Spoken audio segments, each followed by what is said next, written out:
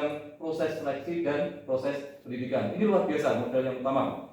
Kemudian klarifikasi usia dari tenaga pendidik tadi pada usia produktif, yaitu pada usia 28 sampai usia 50. Ini usia-usia potensial dan produktif ya. Kemudian kita memiliki kepala sekolah yang merupakan kepala sekolah sudah berpengalaman ya. Sudah berpengalaman anak-anak. Ini sudah usianya sudah 58 ya, dan beliau sudah berpengalaman di beberapa sekolah yang berbeda. Ada 3 sekolah yang pernah mereka pimpin. Kemudian 70% guru sudah bersertifikasi pendidik. Jadi kalau seandainya sopir gitu ya, sudah punya SIM B umum gitu ya. Jadi bisa mengendalikan kendaraannya dengan baik. Kemudian kita juga punya komite dan alumni yang aktif dan produktif. Jumlah murid sampai dengan hari ini adalah 649. Semuanya mempunyai karakteristik yang homogen, potensial, dan bisa dikembangkan dengan berbagai potensi yang dimilikinya. Nah, strategi pemanfaatannya yang pertama, kepala sekolah memiliki pengalaman yang cukup tadi ya, sehingga karena pengalamannya cukup, maka begitu piawai mahir dalam apa? Memetakan, mengidentifikasi, dan memanfaatkan aset-aset ini untuk penyelenggaraan pembelajaran yang berpihak pada murid. Kemudian kepala sekolah juga memberikan kesempatan, dukungan, motivasi dan fasilitasinya untuk peningkatan kompetensi ya. Misalnya mengikuti pelatihan, seminar, workshop, dan juga membuka kesempatan untuk merefleksikan kemampuan dirinya dengan mengukur melalui perlombaan. Ada tadi katakan depan, ada lomba guru berprestasi, ada lomba guru inovasi, ada lomba siswa dalam banyak hal. Semua dimotivasi, didukung, dan difasilitasi oleh kepala sekolah ya. Kemudian dalam hal mengembangkan bakat dan minat murid melalui organisasi yang dikelola oleh sekolah, yaitu kegiatan ekstrakurikuler. Kemudian juga menjalin komunikasi dan berkolaborasi antara guru, komite, alumni. Itu merupakan salah satu alternatif untuk nanti ketika kita mengalami kesulitan pendanaan dalam rangka pengembangan kegiatan-kegiatan sekolah. Itu modal manusia ya. Kemudian yang kedua, modal politik. Di sini kita memiliki kerjasama yang baik dengan Dinas Pendidikan dan Kebudayaan serta pemerintah desa, juga dengan institusi internal kepala sekolah ya. Kita punya struktural dari kepala sekolah, wakil kepala sekolah, 8 standar, dan koordinator 8 standar. Strategi pemanfaatannya adalah melaksanakan kebijakan dari dinas itu, kemudian kita adopsi di tingkat kepala sekolah, dianalisis dan diterjemahkan kepala sekolah, kemudian guru akan mengambil bagian dari kebijakan itu untuk diterapkan, tentunya dalam rangka pengembangan pendidikan ya. Kemudian dukungan dan perizinan atas berbagai kegiatan, misalnya kegiatan perbaikan gedung. Seperti pada kesempatan ini anak bisa kalian lihat, ini belum lama, ini ada AC ya, ruangan kita sudah mulai ber-AC, jadi dibuat untuk senyaman-nyamannya, walaupun juga bertahap, tidak langsung seluruh kelas, seluruh ruang dibuat AC ya, sesuai dengan kemampuan sekolah. Kemudian yang kedua, juga pengadaan buku-buku sebagai media sarana peningkatan pendidikan ya, dan juga untuk alat-alat peraga penunjang yang nanti bisa kalian anak-anak lihat di situ, nanti akan kita manfaatkan sebaik-baiknya. Kemudian juga bekerja sama dengan pemerintah desa dalam hal penyelenggaraan di luar sekolah, termasuk pengawasan murid, pengawasan keamanan ya, dan juga sebagai sumber belajar. Anak-anak bisa belajar dengan siapa saja. Anak-anak bisa belajar dengan mungkin penjual di depan, bisa. Bagaimana membuat barang mentah, ada singkong, sehingga kemudian dibuat jadi produk yang bernilai ekonomi, bisa dibuat di sana. Bisa kalian pakai untuk sumber belajar. Kemudian juga dalam peramalan cuaca, peramalan cuaca. Orang-orang di masyarakat kita pintar sekali meramalkan. Wah, ini bulan Februari ini kok mesti hujan. Walaupun belum menggunakan teknologi, tapi dengan menggunakan ilmu pengalamannya. Maka pengalaman itu bisa kita adopsi untuk pembelajaran. Kalau kita mengadopsi banyak sumber, tentu ilmu yang kita dapatkan juga banyak, walaupun beliau tidak mempunyai background strata pendidikan yang cukup. Tapi apa? Dia punya pengalaman, punya empiris. Jadi empiris itu adalah sesuatu yang sudah dilakukan, sudah dibuktikan, dan ternyata berhasil. Itu bisa diambil suatu kesimpulan. Nanti dapat kita pakai sebagai sumber belajar. Kemudian masih terkait dengan aspek sosial ya, memiliki kerjasama dengan dinas lingkungan hidup, pondok pesantren, polsek, puskesmas, serta dukungan masyarakat pada lingkungan sekolah. Strategi pemanfaatannya yang pertama, bekerja sama dengan lingkungan hidup yang sekarang kita jadi masalah untuk pengelolaan sampah. Kalau mungkin sampah organik dan anorganik sudah kita lakukan dengan baik ya. Tapi sekarang ada model sampah B3 ya, yang berbahaya. Maka kita harus mengelola hati-hati. Untuk itu kita bisa bekerja sama dengan lingkungan hidup. Juga dalam hal penghijauan yang dari hari ke hari akhirnya penghijauan banyak yang berkurang ya. Paru-paru kota mulai dipikirkan. Mumpung kita belum sampai pada kritis udara bersih, maka kita bekerja sama dengan hidup untuk menciptakan lingkungan yang nyaman, kecukupan udara bersihnya memadai, dan kadar oksigennya cukup. Kemudian juga bekerja sama dengan pondok pesantren, tokoh-tokoh agama dalam pembinaan karakter beriman dan bertakwa pada Tuhan Yang Maha Esa, yang merupakan salah satu profil pelajar Pancasila. Mari sudah kita lakukan ya ketika kegiatan pesantren kilat, kita bersama-sama di halaman depan. Masih ingat ya? Masih ya? Ingat tidak? Iya, kita mendatangkan. Karena apa? Mungkin ada yang lebih profesional. Kita punya kiai-kiai, tapi apa? Beliau lebih membidangi tentang agama. Boleh kita datangkan untuk menyampaikan materinya di sana ya. Kemudian bekerja sama dengan puskesmas, polsek dalam penyuluhan dan bimbingan tentang kesehatan dan bimbingan mental. Beberapa saat kita lakukan, bahkan mendatangkan polsek untuk menjadi pembina upacara ya, menyampaikan amanatnya di sana. Bagaimana hidup yang baik, bagaimana bermasyarakat yang baik, bagaimana termasuk menggunakan kendaraan bermotor yang baik dan benar. Mari kita lakukan. Kemudian juga dengan puskesmas, apalagi kita bersama-sama mengalami apa yang disebut dengan pandemi ya. Kemarin peran puskesmas, kerjasama dengan puskesmas ini sangat menentukan. Kemudian juga dukungan masyarakat lingkungan sekolah sebagai sumber belajar dan juga pengembangan budaya lokal. Anak-anak kita ternyata dilingkupi dengan masyarakat yang agamis ya, yang agamis, kemudian juga berbudaya ya. Jadi ada nanti budaya mungkin mau puasa itu ada ritual-ritual tertentu, budaya yang baik kita adopsi. Dan juga untuk budayanya, budaya kita dilingkungi dengan banyak penyanyi anak-anak, musisi ya banyak. Ada juga yang karawitan, ada juga yang dalam, bahkan kita punya senior Mas Bintang gitu ya, itu bapaknya pelaku seni dalam. Sehingga dalam pembinaannya kita bisa bekerja sama sehingga Mas Bintang dibina sedemikian rupa. Ternyata Mas Bintang mampu menjuarai tingkat event-event provinsi ya. Bahkan sempat berwawancara dengan Menteri Pendidikan. Ya, secara Zoom. Juara-juara itu karena dia juara mocopak dan pidato bahasa Jawa. Inilah bukti-bukti bahwa kerjasama dengan lingkungan sangat bermanfaat, terutama untuk pengembangan budaya ya. Yang ketiga adalah modal agamanya. Jadi masyarakat religius yang banyak budaya tadi dan kreativitas dan kualitas murid yang tinggi, olahraga, kesenian agama, dan juga di Boyolali dicanangkan ada kaya warna, kaya rasa ya. Beberapa event setelah kita lakukan, misalnya kemarin bazar apa itu?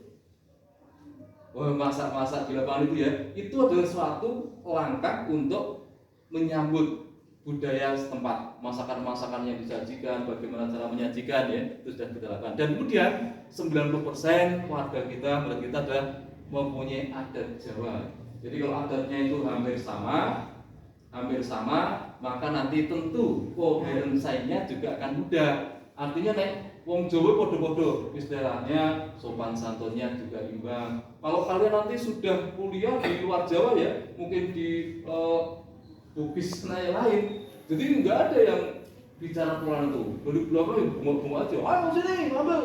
Itu budaya beda. Tapi kalau di sini, loh, kayak ngejak ngomong, kok ngejak padu gitu ya. Nah, karena budaya kita meh podo, maka pengembangan dan pembinaannya lebih mudah. Dan juga keragaman antar umat beragama sudah kita praktekkan dengan baik ya, saling toleransi, memberi kesempatan untuk melaksanakan ibadahnya ya. Dan pemanfaatan yang lain adalah sebagai tokoh agama kita dapat memberikan peran, sebagai tokoh budaya dapat memberikan peran, nanti dapat kita datangkan sebagai model. Misalkan Pak Warsidi nanti mau mengajar tentang mocopat, boleh Pak Warsidi mendatangkan model yang betul-betul musisi ya, budayawan, ahli mocopat. Karena apa? Kalau Pak Warsidi kan secara teori, prakteknya gimana nggak mampu ya, maka bisa didatangkan model. Kemudian kreativitas murid juga untuk pelestarian budaya lokal ya. Dan juga sebagai penganut agama yang berbeda-beda diberi kesempatan seluruhnya untuk melaksanakan ibadahnya, mempraktikkan ibadahnya, dan memelihara iman dan takwanya sesuai agamanya masing-masing. Sekarang model yang ketiga adalah modal fisik. Modal fisik di sini berupa gedung ya, di antara ruang kelas, ada ruang lobby hall itu ya, ada kemudian ruang kepala sekolah, ruang guru, ada ruang perpustakaan, ada ruang lab, ada ruang komputer ya, dan juga ada masjid. Itu termasuk modal fisik ya. Kemudian juga kita punya ruang penghijauan, ada kantin, ada koperasi sekolah, area olahraga, halaman tempat upacara, tempat parkir ya. Kemudian juga termasuk drainase, saluran air, ketersediaan listrik, dan juga ketersediaan air bersih, juga internet kita cukup memadai dan lancar ya. Strategi pemanfaatannya yaitu memanfaatkan kegiatan intra dan ekstrakurikuler lebih optimal, menciptakan suasana belajar yang kondusif, aman, nyaman ya. Kemudian dapat digunakan untuk fasilitas kegiatan kesiswaan maupun pengembangan kreativitas guru ya. Dapat dimanfaatkan juga untuk pertemuan, pengembangan guru dan tendik di lingkungan sekolah. Kemudian juga kegiatan-kegiatan yang berbasis IT yang sekarang memang kodrat zamannya seperti itu ya. Jadi kodrat zaman sekarang anak-anak berada pada badai elektronik, badai informasi ya. Maka mau tidak mau kita harus mengikuti zaman. Jadi ada kodrat zaman dan kodrat alam. Kodrat zaman dan kodrat alam. Kalau kodrat alam, anak-anak dilahirkan di sini, di wilayah Sambi ya, wilayah yang seperti tekstur geografisnya seperti ini, itu kodrat alamnya. Kemudian yang keenam adalah modal lingkungan atau alam ya. Yang kita miliki, aset atau kekuatan yang kita miliki adalah satu, sekolah kita adalah sekolah negeri yang ramah anak. Kemudian terdapat beberapa SMP, SD, MTS, SMA ya, yang tidak berjauhan dengan kita di lingkungan sekolah kita. Letak geografis sekolah berada di jalan utama yang menghubungkan Boyolali dengan Simo, jalan utama, jalan raya ya.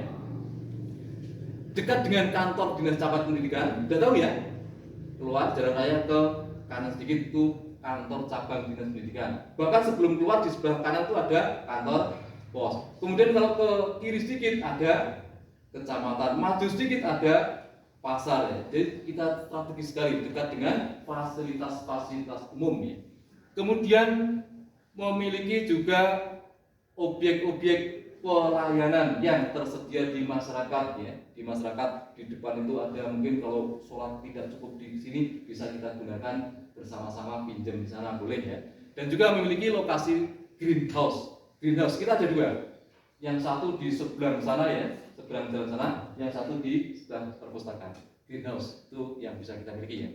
Juga terdapat vegetasi yang cukup untuk menyuplai udara bersih.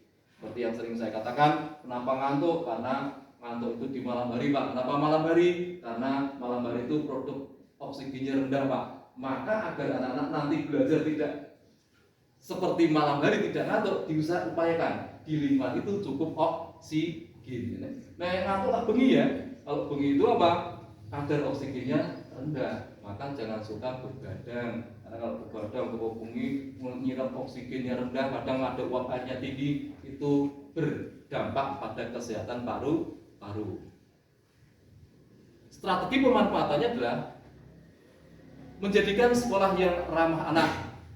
Maka sekolah melayani murid dengan menyenangkan, anti kekerasan, anti bulian, anti diskriminasi dan seterusnya, sehingga membuat murid nyaman belajar seperti yang diharapkan dari filosofi pendidikan Ki Hajar Dewantara ya.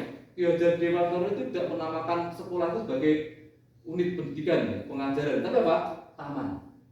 Jadi beliau membuat ada taman siswa, bahkan sekarang ada taman siswa sarjana wiyata ya, sampai tingkat universitas juga masih dipakai. Harapannya apa? Yang namanya taman itu adalah suatu tempat lokasi yang menyenangkan. Ketika kita mau ke sekolah dari rumah sudah saya mau ke taman. Taman apa? Taman SMP Negeri 1 Sambi. Tentu dengan apa? Lebih semangat. Jangan saya mau ke tempat pengajaran. Ini kamu diajar Pak Guru ya. Jadi harapan dalam hati kita tanamkan bahwa saya berangkat ke sekolah itu mau berangkat ke taman ya, untuk menanamkan, ditanami ilmu. Di sana kan betah. Kalau udah di taman kan, ya kita bisa bayangkan main di taman, kemudian belajar di taman, diskusi di taman ya. Tahu-tahu sudah sore. Maka di situ saya tambahkan. Kemudian dikelilingi oleh sekolah-sekolah yang ini bisa kita pakai sebagai sumber belajar formal. Formal, misalnya kalian dekat dengan SMP Muhammadiyah ya, bisa berkolaborasi dengan sana. Pak Wasidi itu kalau ngajar listrik dinamis itu dengan bahan ya, dengan apa? Bola tangan gitu ya. Nek banmu piye gitu ya. Oh nek banmu dengan cara pakai it. Nah, nanti bisa dibandingkan. Itu kelebihannya kita berdekatan dengan sekolah dan juga bisa mudah berbagi praktik baik. Kemudian juga karena dekat dengan fasilitas tadi, kita akan update informasinya cepat, transportasinya lancar ya. Jalannya juga menghubungkan jalan strategis antar kecamatan ya, sehingga di situ sangat membantu ya.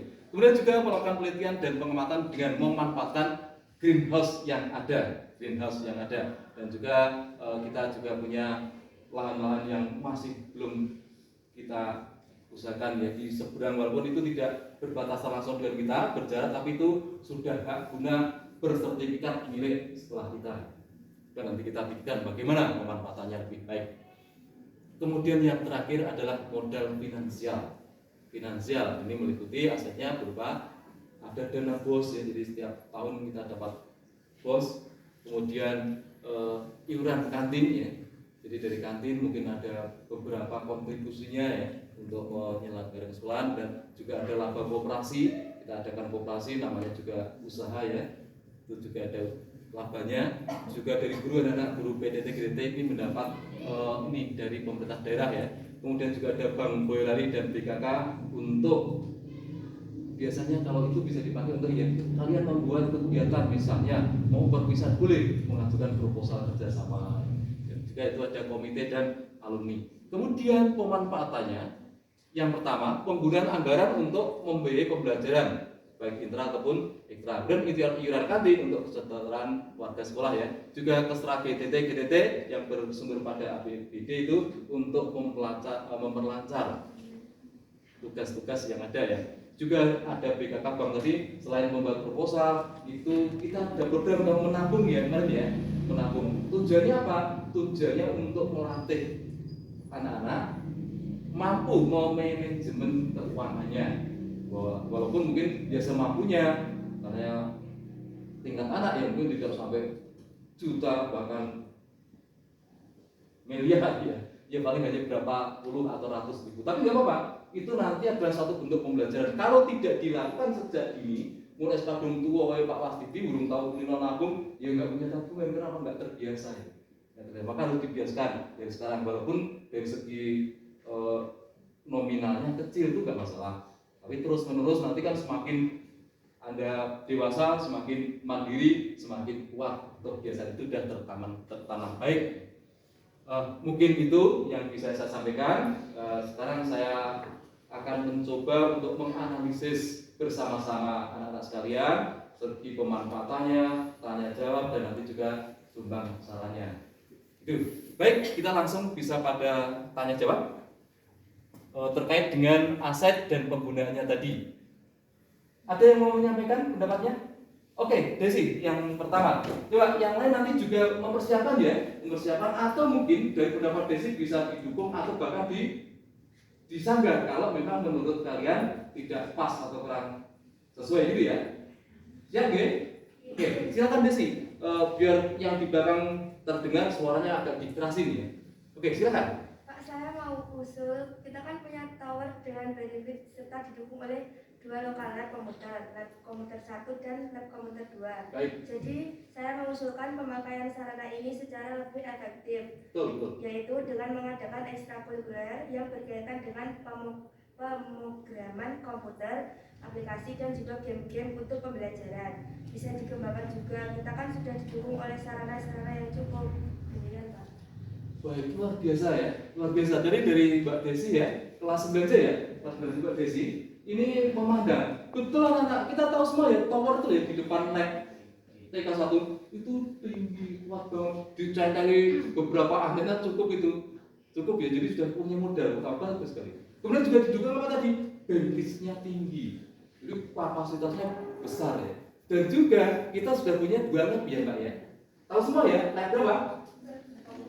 Komputer 1 dan lab komputer sangat memungkinkan. Jadi nanti gini, seperti Mbak Desi sampaikan tadi, luar biasa ya. Jadi kita sudah punya modal fisik, maka bagaimana penerapannya? Mbak Desi mengatakan, Pak Budi ekstrakan dimanfaatkan dengan sebaik-baiknya itu apa? Model sekarang ya. Bahkan anak saya kemarin mau mengikuti, betul ya, itu lomba game di SEA Games. Siapa finalisnya? Ayo, finalisnya ini Malaysia karo ya itu kan diakui ternyata secara dunia. Wah, panjang banget ya. Game apa itu namanya saya nggak paham, cuma saya mengikuti. Gimana mainnya? Apa namanya? Game apa? Nah itu ya. Itu udah jadi tren dunia. Nah, mau tidak mau kita harus masuk ke sana. Kita sebagai tadi saya katakan sebagai kodrat zaman, kodrat alam, memang alamnya zamannya seperti itu, kita harus mengikuti. Baik sekali. Ya coba nanti Mbak Desi ya, kita agendakan, kita nanti dalam bentuk kita catat dalam notula, terus kita tidak lanjut karena kita juga berkait dengan modal-modal yang lain. Bagaimana modal SDM-nya, adakah pembimbingnya, adakah masyarakat yang mampu. Kita sudah punya di sebelah itu ada ahli komputer dosen, ahli komputer doktor ya, dosen. Bisa kita kerjasama untuk ke situ ya. Bagus, itu masukan yang baik. Bagaimana dengan yang lain? Setelah Mbak Desi tadi, setuju? Setuju. Baik bukan? Terima kasih. Oke, terus nanti kami agendakan. Ada lagi yang lain? Oh iya, Mbak Dia. Pak, kita punya aset yang berupa lahan tanah cukup luas sampai sekarang belum dioptimalkan pemanfaatannya. Untuk itu, saya mengusulkan pemanfaatan lahan tersebut untuk kegiatan kesiswaan, khususnya untuk kepramukaan, PMR, PKS. Langkah-langkahnya dengan membersihkan dan menata lahan, kemudian dibuat pusko sementara. Bisa berbentuk barak saja dulu sebagai pusat koordinat. Oh, baik. Tadi sudah saya singgung juga ya, betul sekali dia. Kita punya lahan yang belum termanfaatkan. Pernah lihat ya? Kalau kita jalan-jalan lewat sana itu, ya belum termanfaatkan ya, dan belum terpikirkan bagaimana. Terima kasih atas masukan Mbak Dia. Bagaimana Pak kalau itu dimanfaatkan untuk kegiatan kesiswaan? Ya mungkin bertahap lah, jangan langsung dibuat gedung yang bagus sekali ya.